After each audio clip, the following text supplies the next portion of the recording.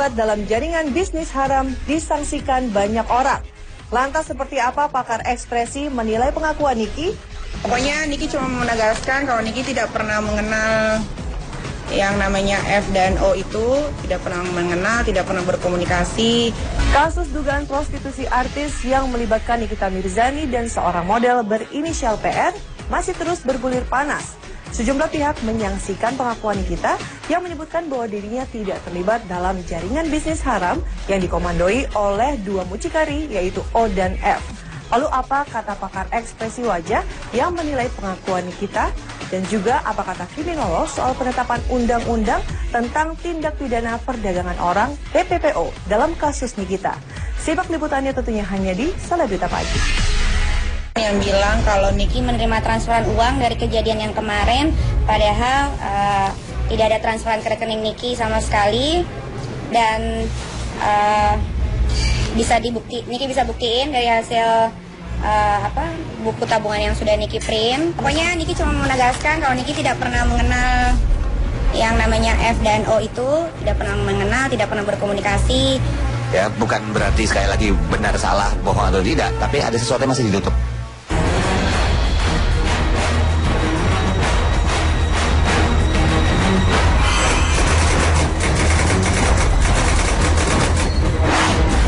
Menjadi sasaran tembak dibalik dugaan kasus tindak pidana perdagangan orang TPPO dengan tersangka F dan O yang ditenggarai sebagai mucikari, artis seksi Nikita Mirzani pun angkat bicara. Lewat jumpa pers kemarin, artis yang akrab disapa Niki itu membantah jika keberadaannya di kamar hotel di saat polisi melakukan penangkapan terhadap F dan O lantaran ia tengah menanti tamu yang telah memesan dirinya lewat kedua mucikari tersebut. Tak hanya itu, Niki yang juga mengaku tak mengenal F dan O membantah telah menerima transferan dana dari kedua mucikari tersebut sebagai uang muka dari bookingan yang telah disepakatinya. Untuk memperkuat bantahan jika ia tidak menerima transferan dana dari kedua mucikari tersebut, Niki menyodorkan print out rekening bank miliknya. Lantas seperti apa pakar ekspresi wajah Kirdi Putra menilai mimik dan juga gestur Niki dalam memberikan penjelasan di hadapan awak media?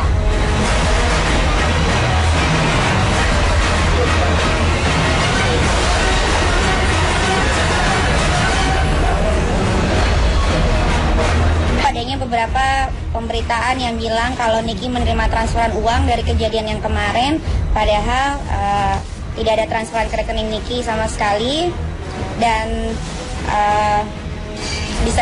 Niki bisa buktiin dari hasil buku tabungan yang sudah Niki print, yang katanya Niki dapat fee sebesar 65 juta itu, kemudian dari pihak lain yang Niki tidak kenal dan setahu Niki tidak pernah berkomunikasi dengan mereka terkait hal itu.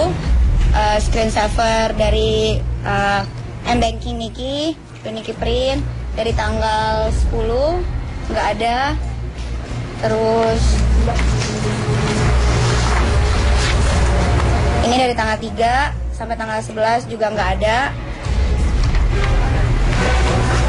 Apakah pasti dia berbohong? Belum tentu, tetapi ada sesuatu yang memang sengaja ditutupi di sini. Dan setiap, kalau kita perhatikan dari gambarnya, untuk beberapa hal seperti misalnya dia selesai menceritakan mengenai rekeningnya, dia selesai bicara, dia bibir bawahnya dia itu menandakan dia worry atau khawatir atas suatu hal. Pola yang sama muncul ketika dia juga menceritakan, diminta oleh teman-teman media secara langsung apakah mengenal F dan O, dan begitu dijawab bahwa dia tidak mengenal F dan O, matanya dia merem agak lama sebentar ketika mengedip. Ini adalah processing informasi sebetulnya, yang sebetulnya tidak diperlukan kalau misalnya memang jawabannya langsung keluar dari bawah sadar, nggak dipikirkan terlebih dahulu. Satu, kedua, begitu sudah bicara sama pola yang sama seperti itu lagi, khawatir lagi. Ya, tentu ada sesuatu yang masih ditutup di sini. Bukan berarti sekali lagi benar salah, bohong atau tidak, tapi ada sesuatu yang masih ditutup. Bantahan Niki soal dirinya yang tidak mengenal tersangka F dan O juga menjadi perhatian tersendiri Kirdi Putra. Menurut Kirdi, ada ketidakkonsistenan saat Niki menyebut nama atau inisial tersangka F dan O dalam beberapa keterangannya.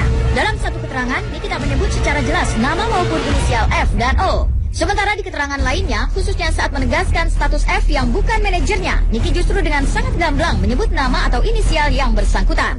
Benarkah ketidakkonsistenan itu menandakan ada hal-hal yang masih coba ditutupi terkait hubungannya dengan F dan juga O?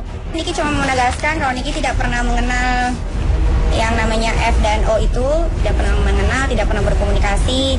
Ketika MM sedang membacakan konferensi persnya, dia menggunakan beberapa kata yang berubah pola. Pertama kali dia tidak menyebutkan, dia menyebutkan ada pihak, saya tidak mengenal mereka, dia tidak menyebutkan secara gamblang tentang F dan O, bahwa dia tidak mengenal mereka gitu ya, nggak secara spesifik. Sedangkan kemudian ketika dia menyebutkan bahwa mengklarifikasi sebuah berita bahwa F itu bukan manajernya dia menyebutkan F secara gamblang, secara langsung. Nah, maksud saya ini ada sebuah, kalau kita disebutnya namanya distant language. Distant language itu adalah kalimat berjarak, yang isinya adalah sistem pengkaburan, seperti mengaburkan sebuah makna yang tadinya jelas menjadi grey, menjadi abu-abu. Saya melihat ada beberapa pola bahasa tubuh, gestur yang masih menutupi sesuatu ketika berhubungan dengan terkait dengan masalah ini. Jadi ini Niki belum, jadi ini NM belum benar-benar menceritakan semua. Bukan berarti dia berbohong, tetapi ada hal-hal yang belum diceritakan, belum dibuka. Sehingga kalau misalnya dia mau terbuka benar-benar dan kita mau sesungguhnya, sebetulnya yang paling fair adalah kasus hukumnya nanti. Di situ bukti, saksi semuanya sudah valid, divalidasi oleh teman-teman di kepolisian. Penegasan Niki yang mengaku tidak mengenal F dan O yang ditangkap bersama dengannya dibenarkan pengacaranya. Menurut sang pengacara, kliennya tidak mengenal dan tidak memiliki hubungan bisnis dengan F dan O. Keberadaan Niki di hotel dan kemudian berlanjut hingga ke dalam kamar lantaran ada janji dengan Ahmad Dhani dan juga Cici terkait urusan pekerjaan sebagai MC dan juga juri di sebuah acara televisi. Nikita ke hotel itu ada janjian kerjaan dengan Cici karena mau jadi MC. MC-nya di mana, acara apa, berapa honornya segala macam. Ini baru mau pertemuan. Karena selain dengan Cici, Nikita juga tadi menjelaskan kepada saya dan Papa Artahi di Mabes Polri bahwa selain berjanji dengan Cici untuk suatu pertemuan, Nikita juga ada janji dengan Ahmad Dhani untuk membicarakan suatu bisnis, tapi Pak Ahmad Dhani membatalkan. Lalu ya karena Nikita sudah janji dengan Cici, ya dia tetap di situ. Lalu kejadian itulah dia ditangkap. Katakanlah mucikari itu sudah mendapat DP dari orang yang memancing, itu kan urusan antara mucikari dengan orang yang memancing. Jadi Nikita tidak tahu apa-apa. Nikita tidak pernah mengenal dua orang lain yang dalam tanda petik bahwa mereka mucikari. Ya, untuk yang dua ini ya, O dan F ini memang langsung tertangkap tangan oleh penyidik Baris Krim Polri ya, dan diamankan.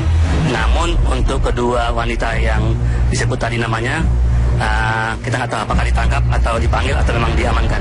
Terlepas dari benar atau tidaknya pengakuan Niki yang mengaku tak mengenal F dan O, pengacara kedua tersangka itu justru mempertanyakan langkah penyidik Baris Krim Polri yang hanya menerapkan kasus ini ke dalam pelanggaran Undang-Undang Tindak Pidana Perdagangan Orang (TPPO). Karena dengan penerapan itu, Niki pun akhirnya melenggang bebas lantaran hanya dianggap sebagai korban dan bukan menjadi bagian dari rangkaian tersangka pelaku.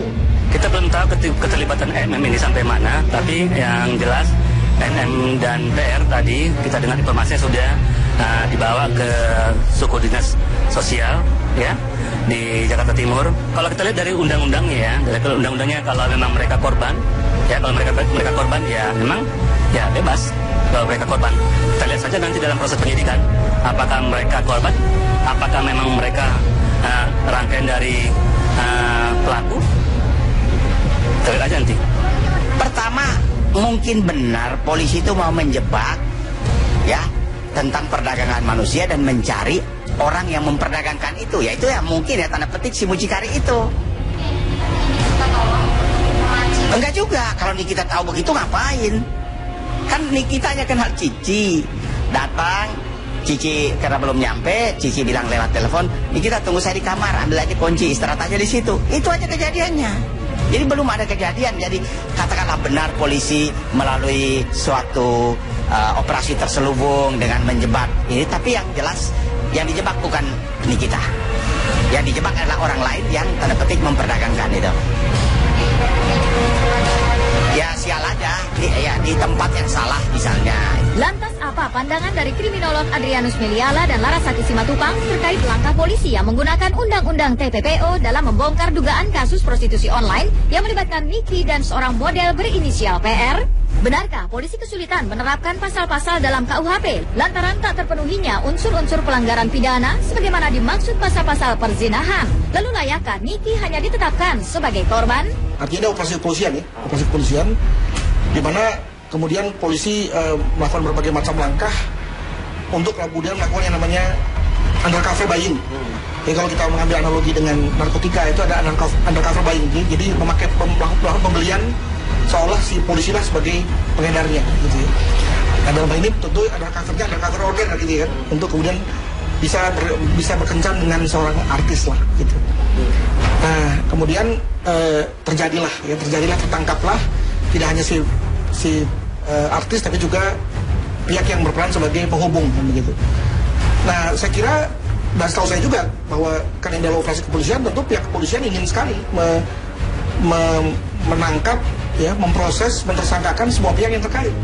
Si artis ini sudah berbuat sedemikian rupa agar kemudian dia diperdagangkan, gitu, dia dijual belikan, bisa saja. Namun hukum melihatnya tegas bahwa dalam hal ini yang menjadi pelaku adalah mucikarinya, brokernya dan seterusnya, sementara si PSK-nya itu adalah korban. Tapi sebenarnya bagaimana kita memandang masalah tersebut dari perspektif yang berbeda. Dari aparat penegak hukum tentu saja itu hal yang sangat bijak, artinya telah berhasil mengungkap satu kegiatan atau tindak kejahatan yang pada dasarnya sebenarnya hanya merupakan penyimpangan tingkah laku yang kemudian diseret menjadi sanksi pidana. Itu suatu pekerjaan yang luar biasa dan patut diacungi jempol. Mengapa akhirnya kemudian artis tersebut dijadikan sebagai korban atau victim?